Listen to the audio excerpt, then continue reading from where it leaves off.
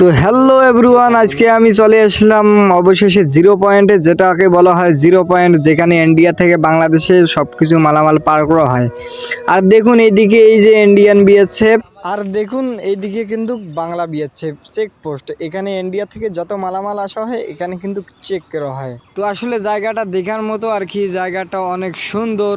এই যে দেখুন ট্রাকগুলো লাইন হয়ে আছে, এই যে এটা হলো গেট, এই ছাতিটা এটা হলো গেট।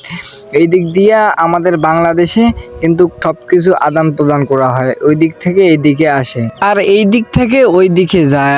আর এই দিকে কিন্তু পাসপোর্ট ভিসা করলে ওই পাশে যাওয়া যায়। আর এই জায়গাটা কিন্তু আমাদের পরে বুড়িমারি স্থলবন্দর এক নামে আর কি মানুষ চিনে, শিলিগুড়ি নামে। তো গাইজ ভিডিওটা এখান থেকে শেষ করলাম। যদি টিকটক থেকে দেখেন তাহলে লাইক কমেন্ট শেয়ার করে দিবেন, যদি ইউটিউব থেকে দেখেন সাবস্ক্রাইব করে দিবেন, বেল আইকনটি বাজিয়ে দিবেন। আর ফেসবুক থেকে দেখলে অবশ্যই পেজটাকে ফলো করে আসবেন। আমি আবারও কিছু নিয়ে আসতেছি আবারও নতুন ভিডিওতে।